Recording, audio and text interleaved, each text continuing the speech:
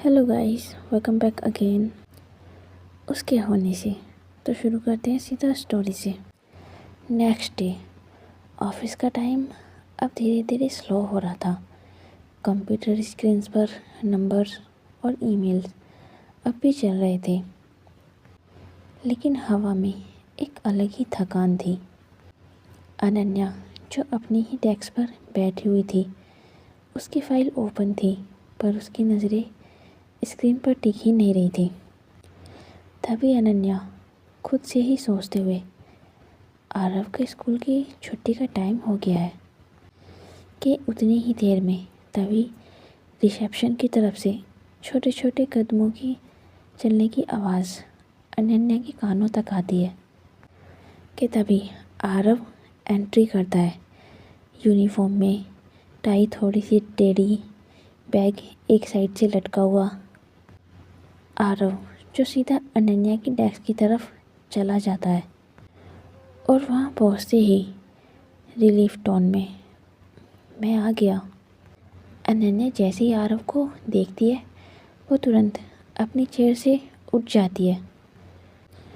अनन्या अपनी खुशी छुपा ही नहीं पाती और वो कहती है, आ गए तुम, बैग बहुत भारी लग रहा है। और वो ये कहते हुए आरव के शोल्डर से बैग उतार कर साइड में निकाल कर रख देती है कि तभी पानी पिया। आरव बस अपना सिर हिला देता है और कहता है, स्कूल में। तभी अनन्या अपनी बोतल उठाकर उसकी तरफ बढ़ाने लगती है और उससे कहती है, फिर भी ऑफिस आते आते थकान हो जाती है आरव, ये लो पानी पी लो। वहीं आरव अनन्या की बोतल से पानी पीकर अपनी चेयर पर बैठ जाता है, बिल्कुल अनन्या की टेबल के पास। वहीं आरव डेस्क पर अपनी चिन टिकाते हुए अनन्या से कहता है, पता है आज स्कूल में ड्राइंग पीरियड था। अनन्या आरव की आवाज़ सुनकर अपनी स्क्रीन बंद कर देती है और पूरा अटेंशन वो अब सिर्फ आरव को देने लगती है। तभी अनन्या, तो क्या बनाया आपने? वहीं आरव जो थोड़ा सा सोचकर कहता है, घर। अनन्या आरव की बात सुनकर अब स्माइल करने लगती है और वो कहती है, किसका घर? तभी आरव अब डिटेल्स में बताने लगता है, मैंने एक घर बनाया। वो ज़्यादा बड़ा तो नहीं था, पर उसमें एक विंडो थी और बाहर एक पेड़ भी। आरव बस अपनी ड्राइंग की सारी डिटेल्स अनन्या को बताने लगता है। अनन्या भी उसे इंटरप्ट नहीं करती कि तभी आरव, टीचर ने बोला विंडो से हवा आ रही है। अनन्या जो आरव की बात सुनकर थोड़ी सी हंसने लगती है, तो तभी अनन्या, तो तुमने क्या बोला? वहीं आरव थोड़ा सा अपने शोल्डर श्रग करते हुए, मैंने तो कुछ नहीं कहा, बस उसमें कलर भर दिया। अनन्या जैसे ही सुनती है, वो बहुत प्यार से उसके गाल पर अपना हाथ रख देती है और कहती है, तुम बहुत कम बोलते हो, पर जो करते हो वो बहुत क्लियर होता है। Very good Aarav. आरव ये सुनकर अनन्या की तरफ देखने लगता है और कहता है, तुम भी बोलती हो, पर डांटती नहीं हो मुझे।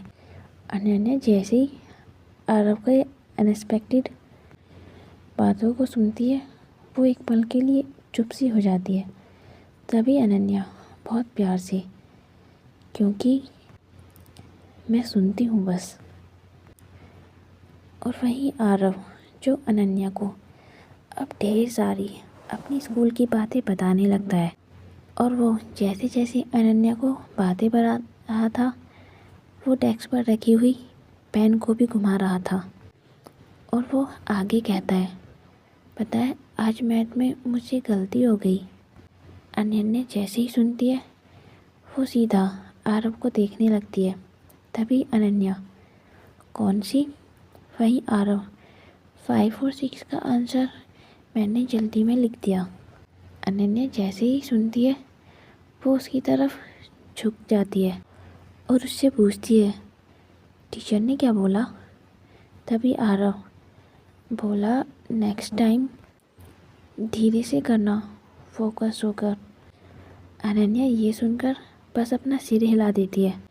तभी अनन्या, तो टीचर भी मेरी जैसी है? आरव ये सुनकर थोड़ा सरप्राइज हो जाता है। तभी आरव, कैसे?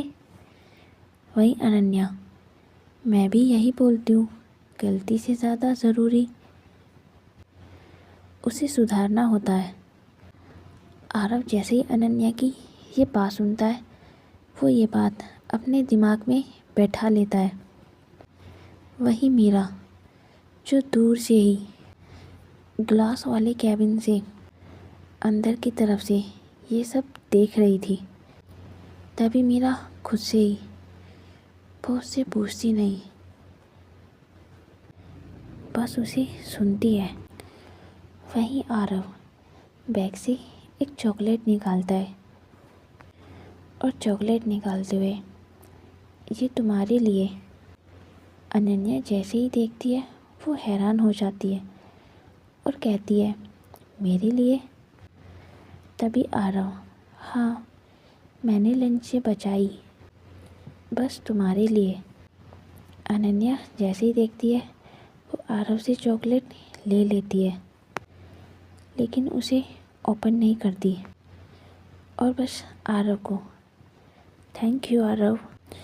वहीं आरव अब चेयर से उठकर अनन्या के पास खड़ा हो जाता है और कहता है, मैं यहीं बैठ सकता हूँ? वहीं अनन्या, जब तक चाहो।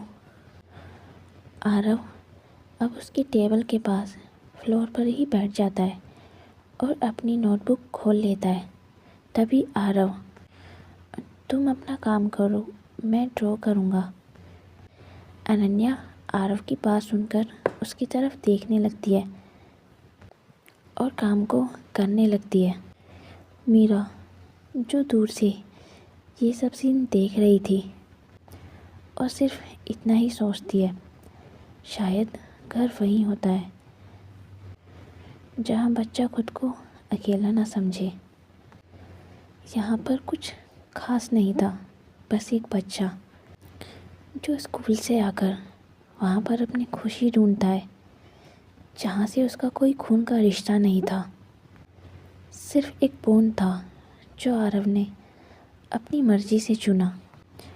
वहीं ऑफिस का फ्लोर अब लगभग खाली हो चुका था। दिन की रोशनी ग्लास वॉल से फिसलते फिसलते धीरे धीरे शाम के अंधेरे में बदल रही थी। एसी की हल्की सी आवाज़, कभी कभी कीबोर्ड्स के बटन की टिक टिक और दूर कहीं क्लीनिंग स्टाफ के चलने की हल्की सी स्टेप्स, बस यही सब। ग्लास कैबिन के अंदर मीरा खड़ी हुई सब देख रही थी। उसके हाथ में सिर्फ एक फ़ाइल थी, पर फाइल खुली हुई नहीं थी। वो बस ग्लास के उस पार ये सब देख रही थी। वहीं बाहर अनन्या, जो अपने ही डेस्क पर बैठी हुई थी, चेयर बिल्कुल सीधी, लेकिन उसकी आंखें बिल्कुल स्क्रीन पर झुकी हुई थी। अनन्या के फिंगर्स कीबोर्ड्स पर धीरे धीरे चल रहे थे, जैसे हर वर्ड्स सोच समझकर टाइप कर रही हो, कभी रुककर, कभी स्क्रीन को पढ़ते हुए, कभी माउस से स्क्रॉल करते हुए, तो कभी साइड में रखी डायरी में कुछ नोट करने लगती।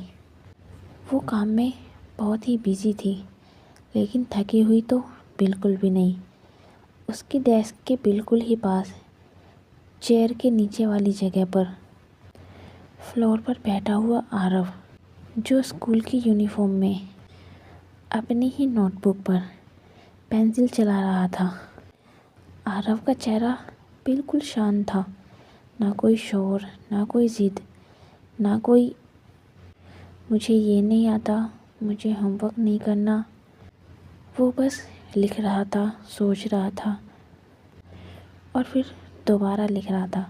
कभी कभी तो वो पेंसिल घुमाने लगता, कभी पेज को सीधा करता, तो कभी अपनी ही हैंडराइटिंग को ध्यान से देखने लगता, जैसे खुद को समझा रहा हो कि उसे जल्दी नहीं करना है।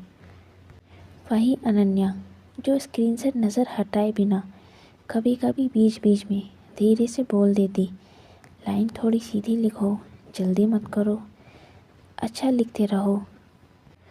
अनन्या की आवाज़ ना ऊंची थी और ना ही गुस्से में, बस वैसी ही जैसे किसी को यकीन हो कि सामने वाला कर लेगा। आरव, जो अनन्या की बात सुनकर हर बार बस अपना सर हाँ में हिला देता। वो कुछ कहता तो नहीं, लेकिन उसकी पेंसिल भी नहीं रुकती। मीरा, जो ये सब ग्लास कैबिन के अंदर से ही देख रही थी, उसकी नज़र बार बार फाइल पर जाती, फिर धीरे से उस एक कोने की तरफ जाती जहाँ पर अनन्या और आरव दोनों थे। वही मीरा खुद से ही, ऑफिस के बीच इतना शांत कोना भी होता है। वही आरव एक सम लिख कर रुक जाता, पेंसिल को थोड़ा सा घुमाकर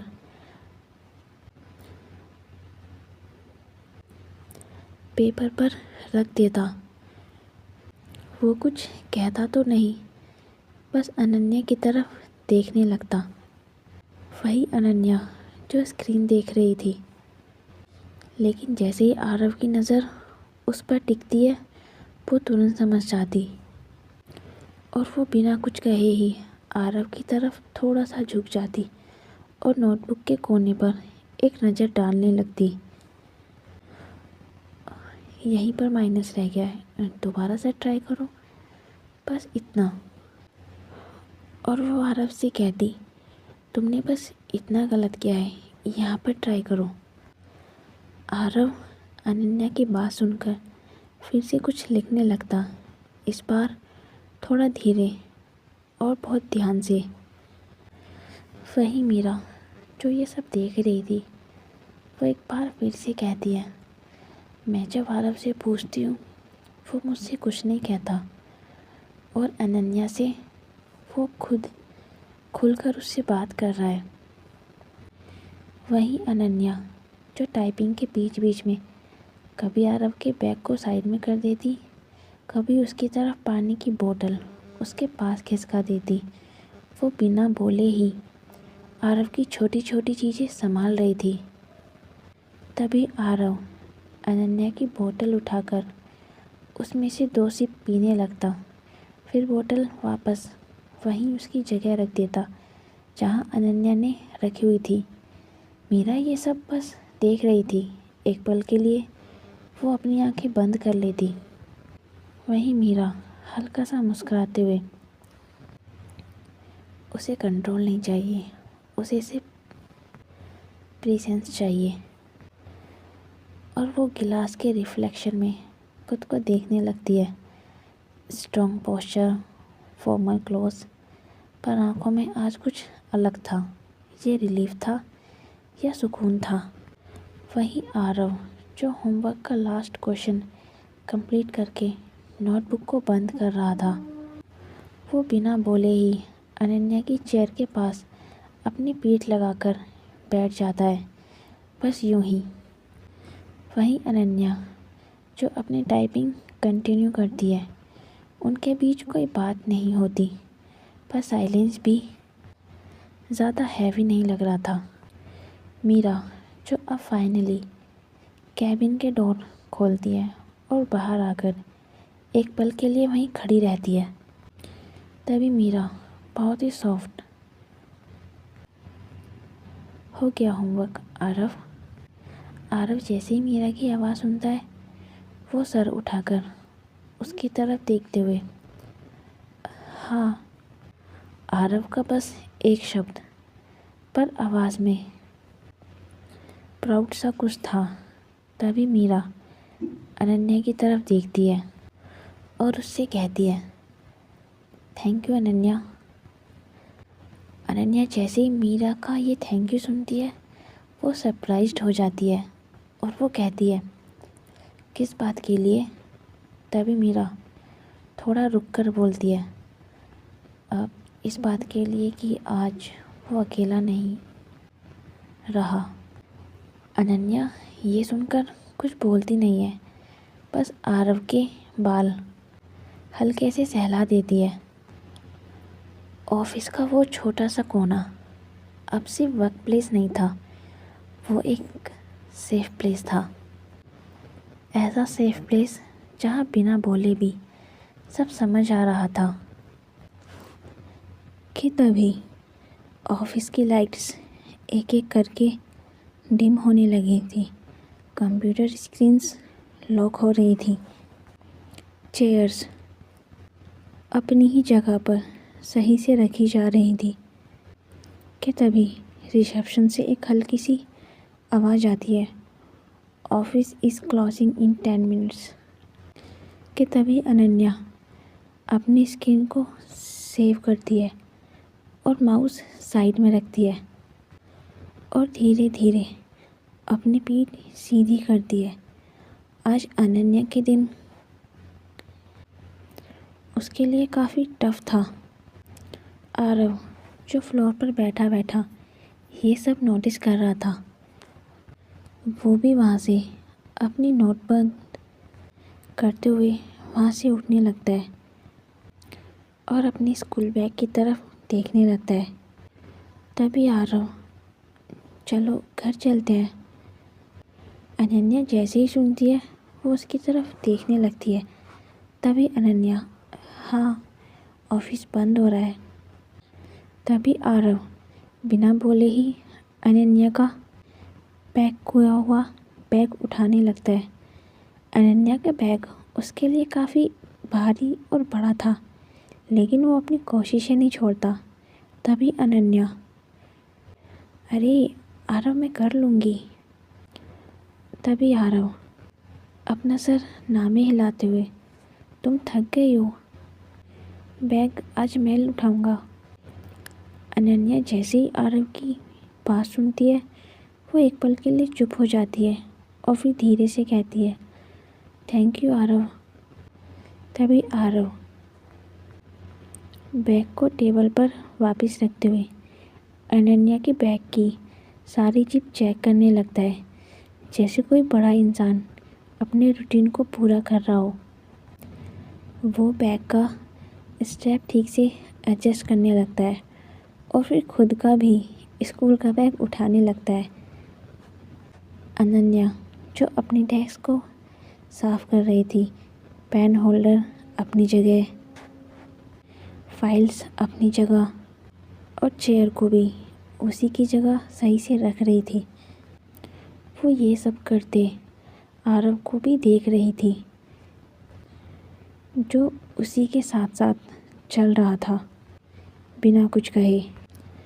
वहीं थोड़ी ही दूर मीरा और नंदिनी जो दोनों खड़े हुए थे, वो दोनों कुछ नहीं बोल रहे थे, बस चुपचाप आरव और अनन्या को देख रहे थे कि कैसे छोटे से आरव ने अनन्या के इतने भारी बैग को अपने शोल्डर पर टांगा हुआ है। तभी आरव थोड़ा कंसर्न के साथ, सीधा पैनो गिर जाता है। अनन्या जैसे ही ये सुनती है वो हल्का सा हंसने लगती है। तभी अनन्या, तुम मुझे संभाल रहे हो या प्रोटेक्ट कर रहे हो? तुम अभी इतने बड़े नहीं हो आरव। तभी आरव, हाँ मैं तुम्हें प्रोटेक्ट कर रहा हूँ। वही मीरा जो ये सब सीन दरवाजे के पास खड़े होकर देख रही थी, उसके चेहरे पर कुछ खास रिएक्शन नहीं था, बस आंखों में हल्का सा सुकून था। कि तभी मीरा खुद से ही, वो मेरी तरह नहीं है लेकिन मेरी जगह खड़ी हो रही है। नंदिनी के कानों में जैसे ही मीरा की ये आवाज़ पड़ती है, वो मीरा की तरफ एक नज़र देखती है और वो बहुत लो वॉइस में, तुम देख रही हो ना मीरा? मीरा जो नज़र हटाए बिना अपना सिर हिला देती है और कहती है हाँ। वहीं कुछ वक्त बाद ऑफिस का मेन डोर अब ऑलमोस्ट बंद होने ही वाला था। सिक्योरिटी गार्ड्स लाइट्स ऑफ करने लगा था। तभी आरव अनन्या का हाथ हल्के से पकड़ता है और उससे कहता है लेट हो जाएगा। अनन्या जैसे ही आरव का हाथ अपने हाथ पर महसूस करती है, वो उसका हाथ थोड़ा और मजबूती से पकड़ लेती है और कहती है चल रहे हैं ना। और कुछ ही देर में ये दोनों पार्किंग एरिया में आ जाते हैं, जहाँ पर ठंडी हवा थी, स्ट्रीट लाइट्स जल रही थी। आरव जो सबसे पहले कार के पास पहुँचता है, वो डोर खोलने की पूरी कोशिश करता है, लेकिन उसे कार का डोर ओपन नहीं होता। वहीं आरव थोड़ा स्ट्रगल के साथ मैं खोल दूँगा। मीरा जैसे ही देखती है, वो आगे बढ़कर कार के डोर को खोल देती है। तभी मीरा आराम से वहीं आरव जब कार के पीछे वाली सीट पर जाकर बैठ जाता है और वो सीट बेल्ट भी खुद ही लगाता है। वहीं अनन्या जो फ्रंट सीट पर बैठ जाती है और अपने बैग को साइड में रख देती है। और नंदिनी भी ड्राइविंग सीट पर जाकर बैठ जाती है। तभी नंदिनी सब रेडी? वहीं आरव हाँ। और देखते ही देखते कुछ सेकंड में कार स्टार्ट हो जाती है। वहीं ऑफिस बिल्डिंग जो अब धीरे धीरे करके पीछे छूट रही थी। मीरा जो विंडो से बाहर देख रही थी, फिर रेयर व्यू मिरर में आरव को देखती है। आरव जो अनन्या की सीट की तरफ थोड़ा झुका हुआ था, बस इतना कि उसे उसकी मौजूदगी महसूस हो। मीरा जैसे ही ये देखती है, वो खुद से ही लेकिन हल्की सी स्माइल के साथ आज ऑफिस बंद हुआ है, लेकिन मेरे दिल का एक कोना हल्का सा खुल गया है शायद। वही कार जो अपनी स्पीड को क्रॉस करते हुए रोड पर दौड़ रही थी।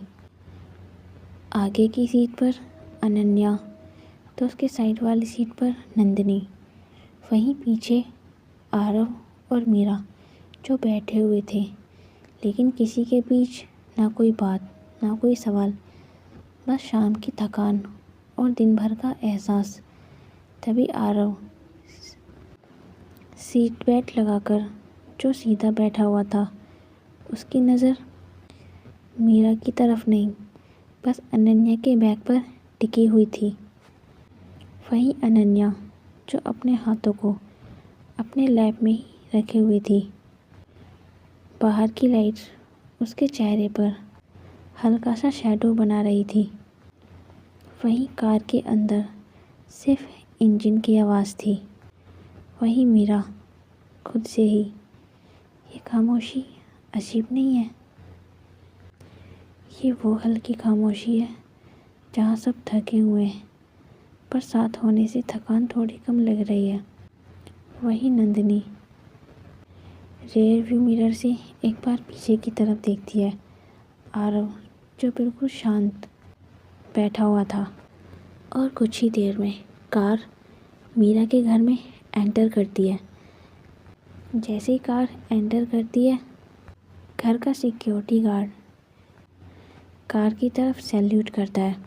और जैसे ही कार अब रुक जाती है, सबसे पहले आरव डोर खोलता है। वो एक पल के लिए घर की तरफ देखता है और फिर अनन्या की तरफ। तभी आरव लो वॉइस में घर आ गया।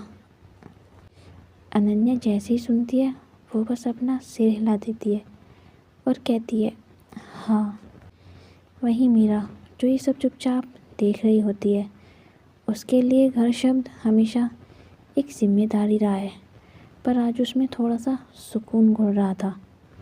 और जैसे ही सब घर के अंदर एंटर करते हैं कि किचन की तरफ से एक आवाज़ आती है, बर्तन रखने की और चूड़ियों की हल्की सी खनक।